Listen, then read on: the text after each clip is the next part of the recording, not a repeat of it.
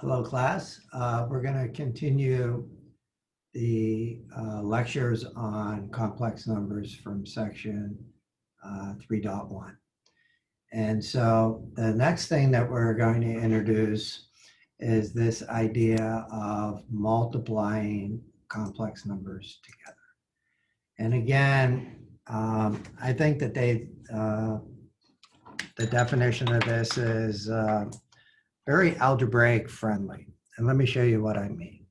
So say like we have two complex numbers. Say like we have 4 plus 2i and another complex number, let's say 3 minus 3i. And you want, the question is given to you, let's multiply these together. And so the strategy is just like you multiply two equations together that have x's in it. So let me show you that first. Say like we had this would be x plus 2. And say like we multiply 3x minus 3. Remember how we do this? It would be x times x. 3x would give us 3x squared. 2 times 3x would give us plus 6x. X times minus 3 is minus 3x. And then 2 times minus 3 is minus 6. Then what you do is you combine like terms. These two are the same, so you would get 3x squared minus 3x minus 6. So the same theory works for complex numbers. And that's the beauty of it. It's kind of hopefully reasonably straightforward because the process that we use to do the calculation is exactly the same as we do here. And we just have to make sure we understand these definitions. So again, first thing you would do is 4 times 3. So that would be 12. Then 4 times minus 3i. So 4 times minus 3 is minus 12. And then we have I.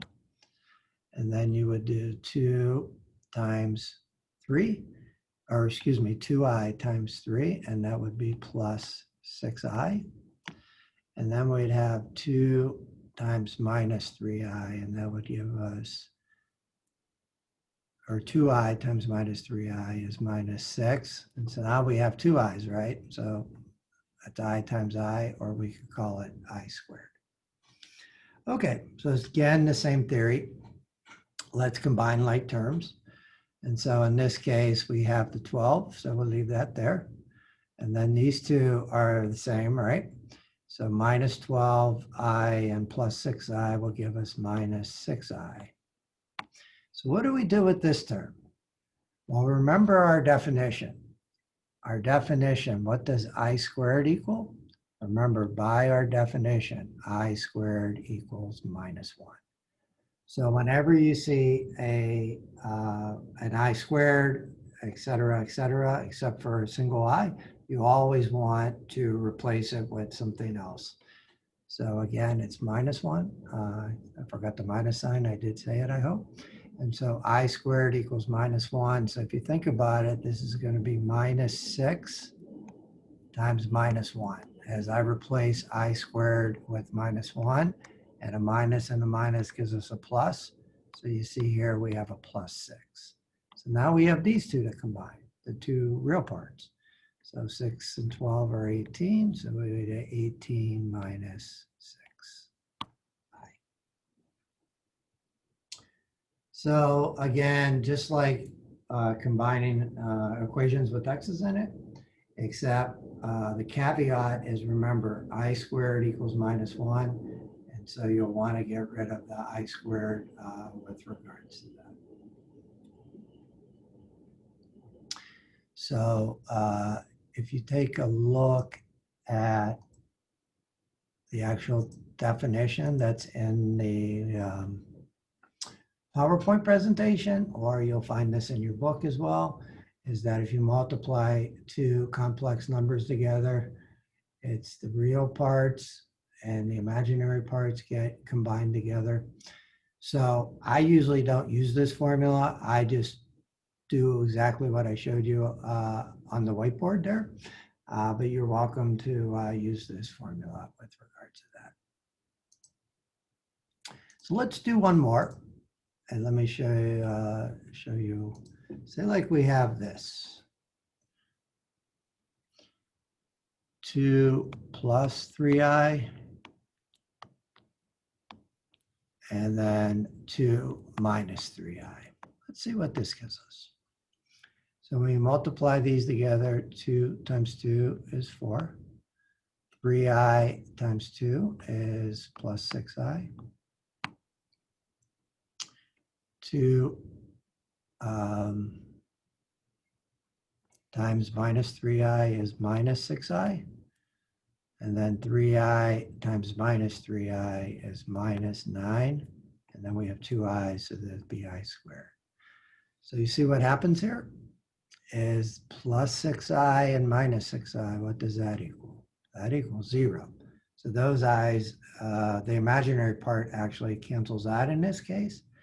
And we have minus 1. And then remember, I squared equals minus 1. So this will end up being 4 plus 9. And so this actually ends up being 13. And numbers, complex numbers that look like this have a special name, and it's an important idea.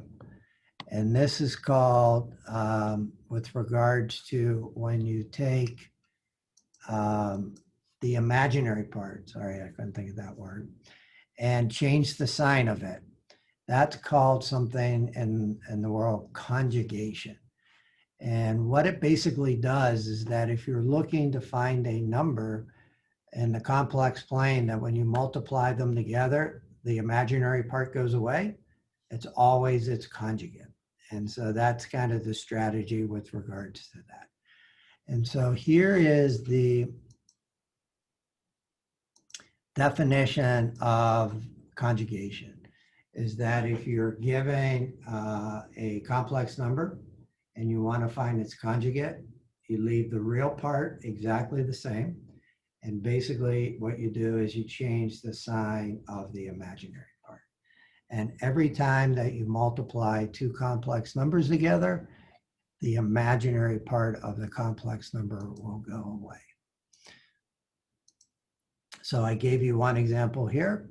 What I'd like to do is to put up a few complex numbers and show you what the conjugate would be.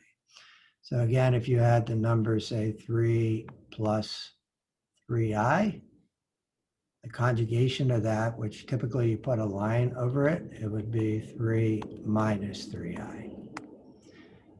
If you had the minus 4 minus 6i, and you wanted to conjugate that, it would be minus 4 plus 6i.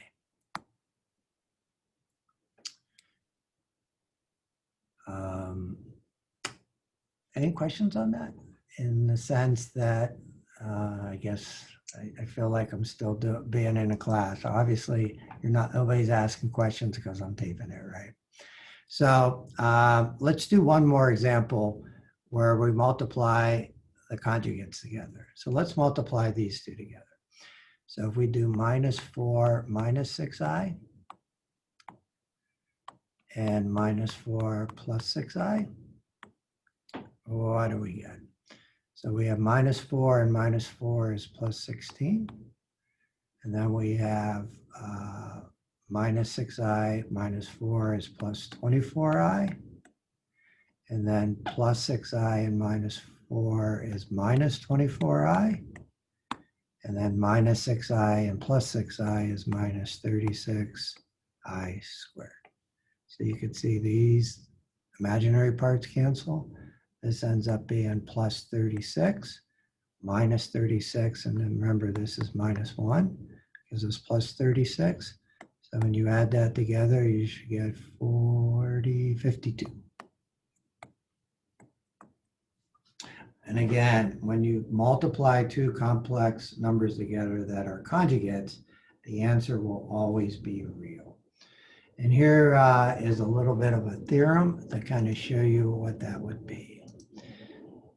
And so again, this one I actually use, but it's kind of good practice to walk through the process of multiplying, is that if you have two complex numbers and they're conjugates of one another and you multiply them together, you could take the numbers in front of the real and the numbers in front of the complex, square them, and add them together, and you'll always get the correct answer. So if you look over here, what is our A value? Well, if you look at the one we just did, our A value is -4, right? And what's our B value? Well, our B value would be 6. And so what you have is A squared plus B squared, right? And so that would be -4 squared plus 6 squared. And so you can see that's 16 plus 36. And again, we get the answer of 52. I like doing it this way because it will give you practice of multiplying complex numbers together. But that's a nice little shortcut with regards to that as well. So that ends the multiplication part of complex numbers and introducing the conjugate. So I'm going to stop the recording and we're going to do one more recording to talk about division of complex numbers next.